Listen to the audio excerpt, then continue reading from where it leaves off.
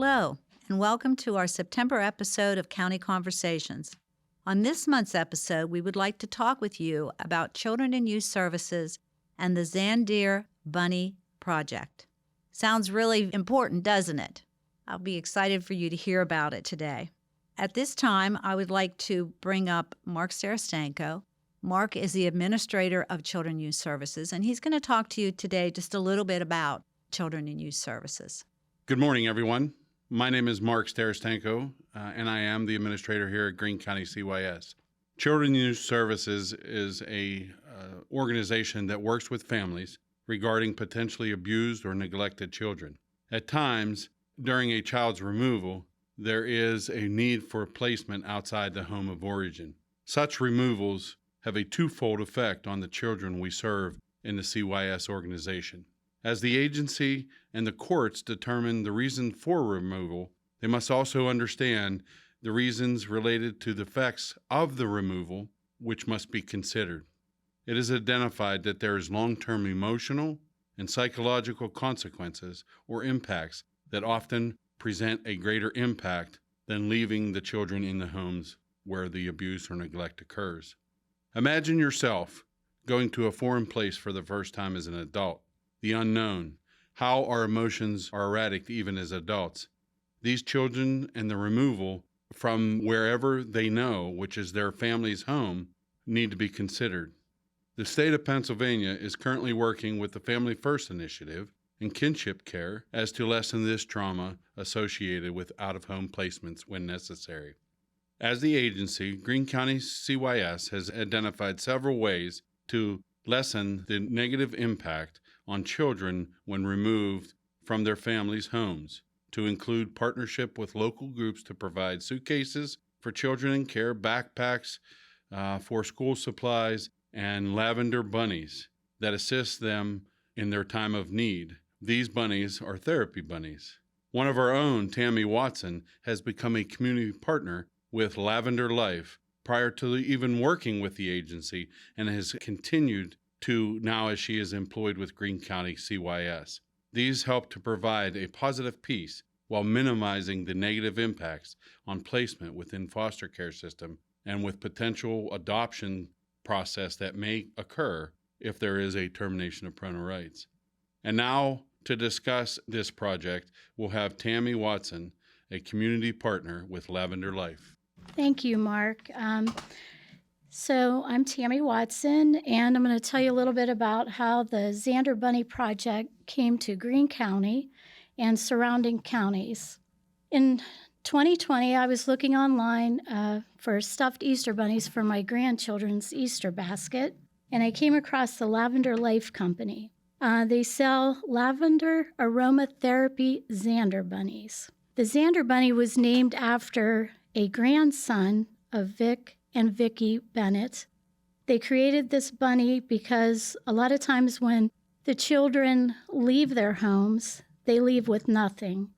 And they wanted the caseworkers that work with the children to be able to give them something when they first met them or were working with them that would help comfort them. So I was looking at all these videos that they had done where they placed these Xander bunnies with agencies all across the United States. And I could see where they had went as far as Pittsburgh, but they had never made it to Greene County or Washington County. I thought, man, this would be great for the children here in our county. So after I purchased 3 of these bunnies, I sent an email to them and asked them if they would consider bringing this Xander Bunny Project to Greene County and the surrounding counties. Right away, I received a response back from Vicki Bennett that Vic wanted me to give him a call, and he said, I would love to bring this project to your county and surrounding counties, but I need a community partner. And would you be that person for us? And I said, absolutely. So my job as the community partner was to contact all the local agencies and find out, tell them about the Xander Bunny Project and that were they interested.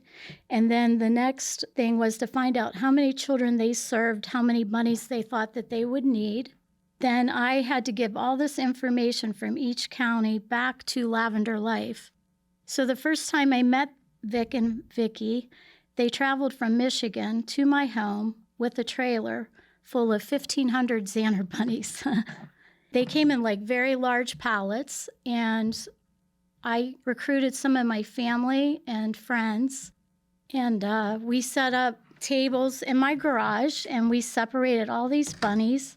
Along with the bunny comes a lavender spray that you can spray on cherry pits that are inside the bunny.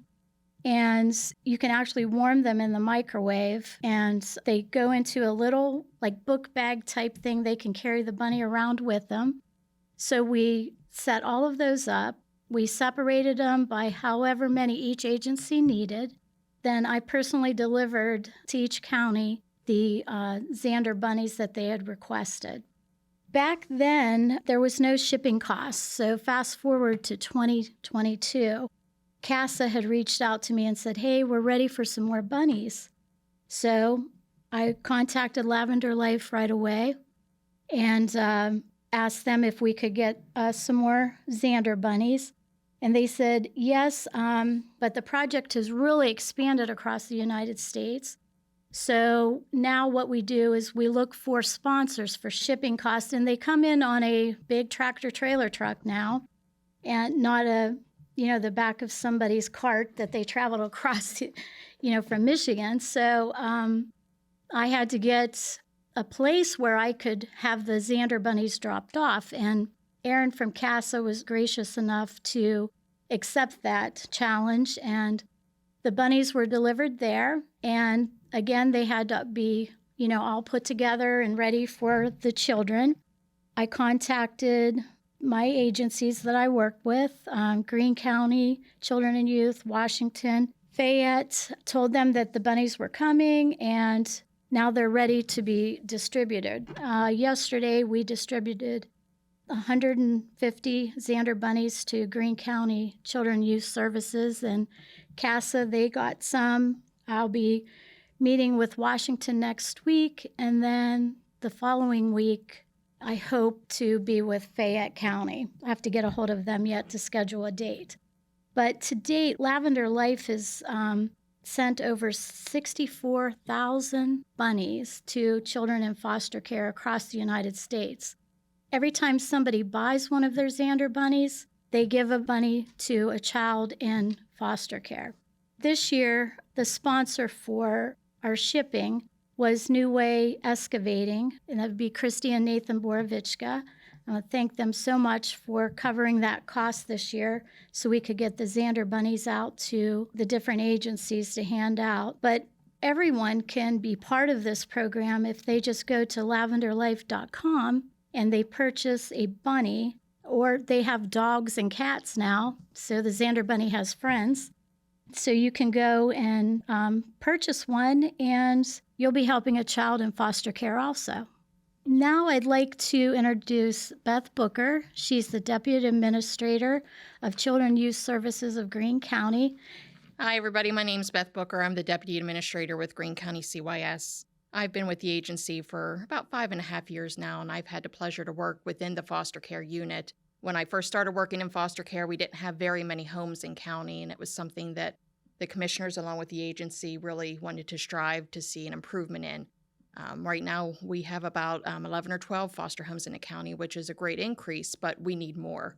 We need homes for the hard-to-place kids, and that's what I really want to put out there, that while it's easy to find a foster home for young kids, we have a lot of teenagers who need placement and a lot of special needs children. So I want to just ask anybody out there, if you can find it in your heart to open your home and give some time to help, a teenager who's transitioning into adulthood so they can be successful, to help a special needs child reach the potential that they can.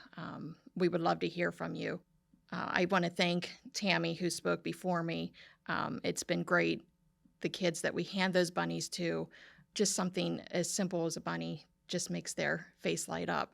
Another reason that we really want to strive to find the homes in Greene County is because children are more successful when they stay within their community. when you're pulling them from their school of origin and they have to go to a new school and make new friends, that's a second trauma on top of even taking them out of their homes. So keeping the kids within our county is going to have a higher success rate for these children in the long term. If you think you're that person and you can help us out, I would love for you to visit gcfostercare.com or call 724-852-5217 and just ask for anybody in foster care. Anybody there will be willing to help you. Okay, thank you. I want to thank Mark and Beth and Tammy for doing the hard work that they do in CYS and with some of our most vulnerable children in Greene County. And we hope that the positive impacts of those families continue through that program. So now let me tell you about some of the events that will be coming up around our area in Greene County. The second Friday car cruises will be held on September 9th from 5 to 8 p.m. at Thistlethwaite Vineyards. The 50s Fest Car Cruise is coming to downtown Waynesburg on September 10th, beginning at 10 a.m. The Flashlight Drags return to the Greene County Airport on September 10th at 6 p.m., followed by an evening of music at the airport, and the gates open at 2 p.m.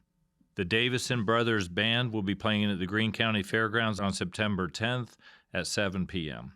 The White Covered Bridge Festival is happening the weekend of September 17th and 18th, along with other area covered bridge festivals. Also on September 17th, the Lucas Oil Mega Pool will be happening at the Greene County Fairgrounds starting at 7 p.m. A children's favorite, Touch-A-Truck, will be held at the First Baptist Church on September 24th at 11 a.m. We hope that you get out and enjoy some of these first events in the fall in Greene County, and we look forward to the changing of seasons. That concludes this month's episode of County Conversations. As always, we welcome your feedback and suggestions for future topics. Please reach out on social media with input at any time. Until next month, have a happy and healthy summer season.